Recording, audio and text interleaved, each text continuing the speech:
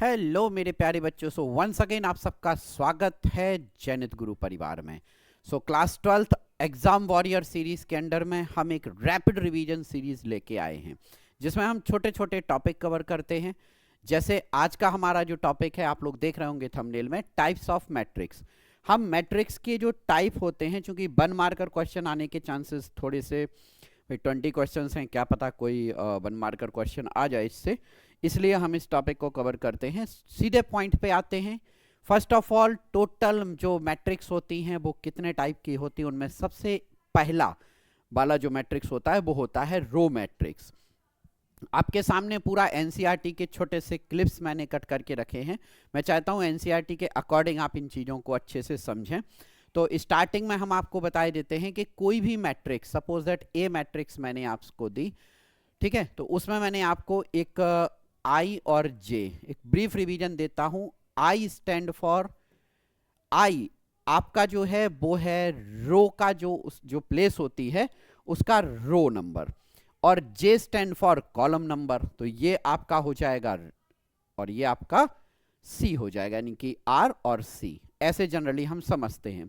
अब यहां पे अगर हम बात करें तो इस वाले एलिमेंट का जो नंबर होगा वो होगा A11, ये होगा A12, ये होगा A13, ये होगा A14। ओवरऑल आप यहां पे जरा गौर से ध्यान से देखिए, इन सब का जो रो नंबर है 1 1 1 1 वो सेम है। तो ध्यान रखना है कि ये पहली चीज तो बिल्कुल रो में दिख रहा है, एक रो में दिख रहा है, इसलिए इसका नाम रो मैट्रिक्स है। लेकिन इसे अगर हम मैथमेटिकली समझें तो रो मैट्रिक्स कौन सी मैट्रिक्स होंगी, जिसके लिए आई यानी कि रो नंबर कितना होगा, 1 होगा। आपको ये ऐसे याद रखना है। रो मैट्रिक्स में आई का जो वैल्यू है वो हमेशा क्या होगा, 1 होगा, और रो मैट्रिक्स का जो ऑर्डर होगा वो कितना होगा, 1 cross n। Is that clear? यहां पे कॉलम्स चाहे जितने हो सकते हैं। आप लोगों को रो मैट्रिक्स समझ में आ गया होगा। सिमिलरली इसी तरीके से कॉलम मैट्रिक्स होता है। कॉलम मैट्रिक्स में क्या होगा आपके, यहां देखो, कॉलम मैट्रिक्स में अगर इसकी मैं वैल्यू देखता हूं तो A1 1 होगा, इसकी होगी A, अब देखो यहां पे रो क्या हो गई, 2 हो गई, और कॉलम क्या है, 1 है। यहां पे देखें तो A3 1, और इसके लिए देखें तो A4 1। यहां भी आप जरा ध्यान से देखो, 1 1 1 1। तो कॉलम मैट्रिक्स में जो कॉलम के बाद जो कॉलम की वैल्यू, यानी कि देखो एक होता है रो, एक होता है कॉलम, तो जो कॉलम होगा उसकी वैल्यू कितनी आएगी, 1 आएगी। तो ये आपका क्या हो जाएगा, कॉलम मैट्रिक्स। यानी कि इसमें नंबर ऑफ रोज तो 4 होंगी इस वाले एग्जाम्पल में, लेकिन नंबर ऑफ कॉलम सिर्फ 1 होगा। तो इस तरीके से ये क्या हो गया आपका कॉलम मैट्रिक्स। पेपर में कुछ इस तरीके से अगर आपको देके कि बताओ भाई ये जो मैट्रिक्स है ए आई जे एम क्रॉस 1, तो ये आपकी रो मैट्रिक्स है या कॉलम मैट्रिक्स है, ऐसा क्वेश्चन थिंकिंग एबिलिटी बेस्ड दिया जा सकता है। तो आपको क्या याद रखना है कि सर ने बोला था कि जहां पर देखो, अगर मैंने आपसे कहा m क्रॉस 1, तो ये कौन सी होगी, कॉलम मैट्रिक्स होगी। अगर मैंने आपसे कह दिया 1 क्रॉस n, तो ये कौन सी होगी, यहां पे देखो रो 1 है, यहां पे कॉलम 1 है, तो ये आपकी रो मैट्रिक्स होगी, ये कॉलम मैट्रिक्स होगी। बस इतना सा आपको ध्यान रखना है, ठीक है। आगे आते हैं रेक्टेंगुलर मैट्रिक्स। रेक्टेंगुलर मैट्रिक्स का मतलब देखो समझना क्या है, नंबर ऑफ रोज n और नंबर ऑफ कॉलम हमने m मान लिया। तो आपको ध्यान देना है कि जहां पे n m के इक्वल ना हो, ठीक है। एक एग्जाम्पल बना के देखे लेते हैं। जैसे मैंने आपको ए मैट्रिक्स बना के दिया 1 2 3 4 5 6। देखो यहां पे रो कितना है, 2, और कॉलम्स कितने हैं, 1 2 3, तो ये 2/3 है। तो ये इस तरह की जो मैट्रिक्स होंगी आपकी, वो क्या कहलाएंगी, आपकी रेक्टेंगुलर मैट्रिक्स कहलाएंगी। अच्छा, एक और तरीका देखते हैं, एग्जाम्पल, एक और एग्जाम्पल देखते हैं। जैसे मैंने दे दिया 1 2 3 4 5 6, चलो यहाँ 7 8 9, और यहाँ पे कर दिया आपको 5 7 8। अब इसके लिए बताओ इसमें नंबर ऑफ रोज कितनी हैं, तो रो के लिए 1 2 3 4, तो ये हो गया 4, और कॉलम कितने हैं, C1 C2 C3 4/3। तो ये जो दोनों एग्जाम्पल हैं ये हमारे किसके होंगे, रेक्टेंगुलर मैट्रिक्स के होंगे। क्लियर है यहाँ पे? अच्छे से क्लियर हो गया? एक ब्रीफ रिवीजन है, छोटा सा टॉपिक है, कोई इतना ज़्यादा टफ नहीं है। 90% बच्चे तो ये कहेंगे सर ये तो बहुत सिंपल है, आता है, लेकिन हमें क्या करना है, इसको इस फॉर्म में अच्छे से समझना है। देखो अब यहाँ पे आते हैं स्क्वायर मैट्रिक्स का। स्क्वायर मैट्रिक्स मतलब number of rows is equal to number of column, यानी कि m is equal to n। उल्टा लिख दिया है हमने। यहाँ पे देखो n is equal to m। यहाँ पे देखो, यहाँ m अगर लिखा है तो ये ऑर्डर m है। अगर मैंने इसको ऐसे लिख दिया aij और यहाँ पे लिख दिया n क्रॉस n, अगर मैंने ये बना दिया तो यहाँ पे आप लिखेंगे is a square matrix of order n।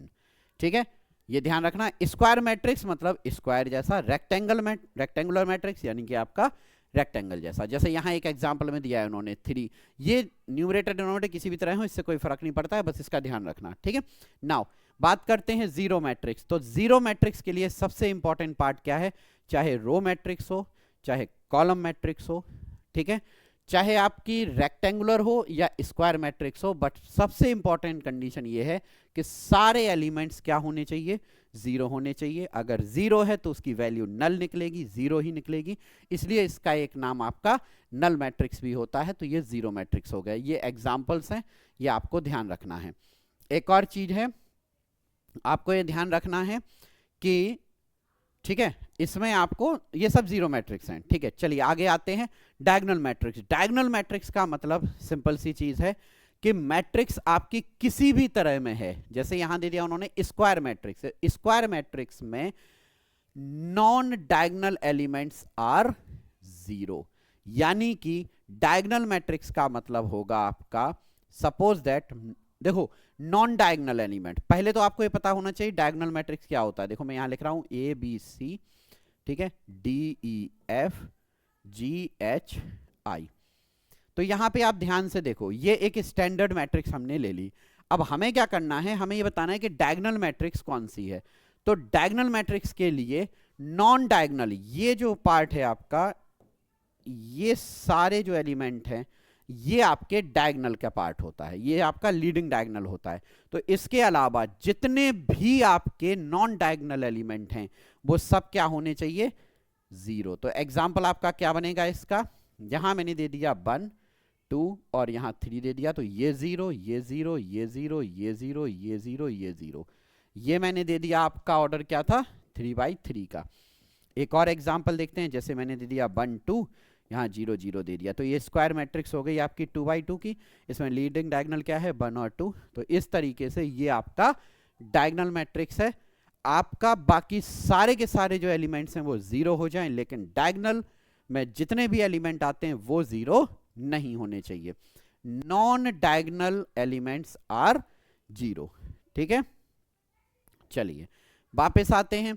Scalar matrix. Scalar matrix का मतलब समझो, ये जितने डायगोनल हमने अभी पहले लिखे थे, देखो यहां पे उनकी जो वैल्यू है वो k होनी चाहिए। k यानी मैंने एक सिंपल कांस्टेंट ले लिया, जैसे देखो 1 2 3 4 5 6, ये जो एलिमेंट्स हैं ये सब जीरो होंगे, बट जो लीडिंग डायगोनल है उसकी वैल्यू क्या होनी चाहिए, स्केलर मैट्रिक्स में कोई भी एक नंबर होना चाहिए, वो नंबर भी सेम होना चाहिए।